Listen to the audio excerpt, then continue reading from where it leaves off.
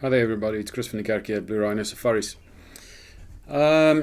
We are still working through the coronavirus issues, and what I am doing, you would have seen on my videos, is trying to get ahead of this and book tours in anticipation of provincial driving that could be allowed again.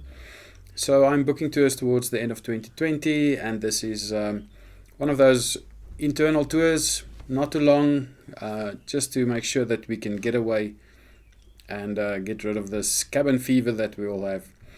Now, the idea with the shortish tour is that it's a little bit cheaper, more affordable in these times.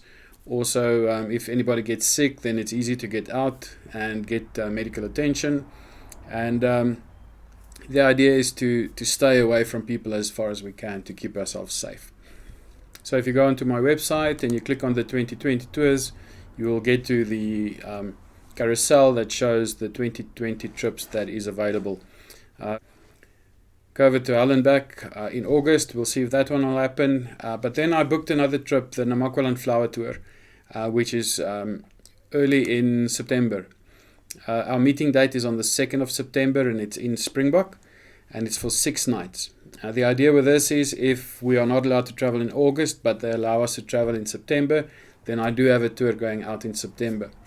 If you book on this trip and the trip doesn't happen, you will not lose your money. I will either give you your money back, or we will just move the tour a little bit later, or move it over to next year, or whatever the case may be. You will not lose any money if you book for this tour. And that goes for all the end of year tours now that I'm booking. So all the new internal tours, we don't know what's happening, so most of them we're just going with the flow. So the flower season in Namaqualand is between middle August and middle September. Sandparks book the coastal flower camps from the 23rd of August to the 23rd of September, and we're going slap bang in the middle of those two. The Cape is reporting decent rains this year, so we expect a good flower season. When exactly it will be, how many flowers there will be, we'll only see when we get there. But I'm creating an opportunity if you guys feel like going on the flower tour. It's a camping trip, and it's divided in 2 sections. The first section of 3 nights is a flower orientated trip, and the second 3 nights, the group of 3, will be Cederberg mountains and activities in the area. So departure date 2nd September is when we meet in Springbok. It's for 6 nights. You're over off-road caravan and trailer welcome. You can bring it along. If you have a 4x2, you can bring that along. If you have a 4x2, then towing is probably not a good idea because there's a bit of sand in the coastal campsite area. 4,700 Rand per person, sharing as cheap as I can go. This is just to keep myself alive and basically keep us busy until coronavirus is gone. There'll be a maximum of 12 people. I can probably take 14 if I have to. So I'm aiming for more or less 12 people, 6 vehicles. That's a normal group for me. This is our campsite on the coast at the Namaqualand National Park. And everything is on the website. The overview is there, the itinerary is there. So let's quickly just go through the plan. So we meet up just outside of Springbok at a campsite, and we'll sleep there for the first 2 nights. Now, between the first 2 nights, we will travel into the Namaqualand National Park, into the northern section, and we'll have a look at everything that's around there. We'll do the flowers and basically just spend the day as day visitors in the park. So we're not sleeping in the park, we will be sleeping outside of the park. And then on the morning after the second night, we go back into the park again, but this time not coming back to Springbok, but rather going through to the West Coast campsite. So we travel through the park and onto the West Coast National Park area and down to our campsite for the night. Now, I'm not booking 2 nights there because if you have bad weather, it could be miserable. If you have great weather, you want to come back. So 1 night is good enough. It's always a nice night. It's always nice to be there. We visit the seal colony. We look at the flowers. We sleep at the campsite there, and there's no power or anything there. So it's nice and wild and lovely, a lovely experience just to get out a little bit. So those are those 3 nights. And then we leave, get back to the main road, go through Vredendal, and down towards the Cederberg. At Cederberg, we check into a resort campsite for 3 nights.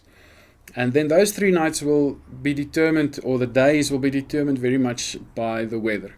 If it's really cold and miserable, then we will do a bit of scenic driving. There's a few mountain passes, nice areas that we can drive through. And we'll probably do that in any case. Otherwise, there's a bit of hiking if we want to visit the Wolfberg Skere or the several rock formations, lots of throw and all kinds of other rock formations. So go for a hike maybe for half a day or something like that, then we can do that. There's also wineries in the area, so wine tasting is there. There's olive farms in the area, so you can do olive tours and things like that. So quite a bit of activity around those 3 nights. So the idea is to maybe do 1 day in the reserve, and then the other day do wine tasting and something local or go for a short drive. But as I say, it is very much weather dependent. If the weather is bad, then we'll probably just do the indoor stuff a little bit more and go for a drive. If the weather is good, then we'll go for a hike and just enjoy the open air a little bit. And after those 3 nights we are done. You're welcome to hang around still if you want to stay a little bit more. We're quite close to Cape Town, so you can go down to the Cape if you want to. Otherwise, back to where you come from, and in my case it would be Joburg. So I'll leave there and get back towards Joburg, probably sleep somewhere at Kakamas or maybe a little bit further. Kuruman, maybe sleep at Kuruman on the way back to Joburg. But yeah, if you're interested in this, it will be a really nice tour to do.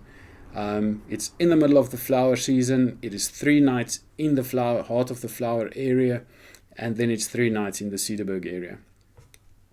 If my Hell and Baviaanskloof trip in August doesn't realize, I'm going to try and move it to immediately after this one, so that I leave from here to do to the Karoo National Park and do the Baviaanskloof trip, which saves me a little bit of gas, of diesel driving up and down.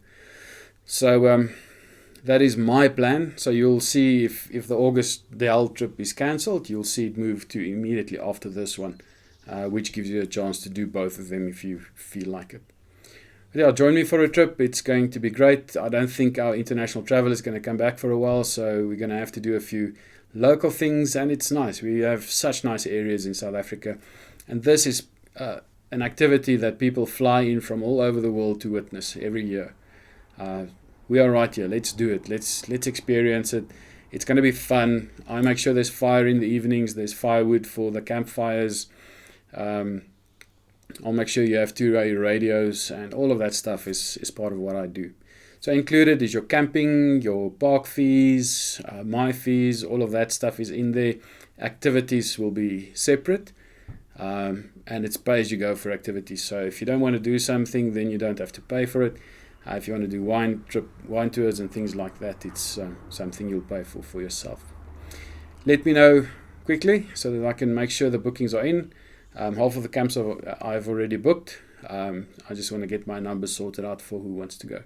Otherwise, stay safe, wash your hands, and I'll see you on a trip soon. Cheers.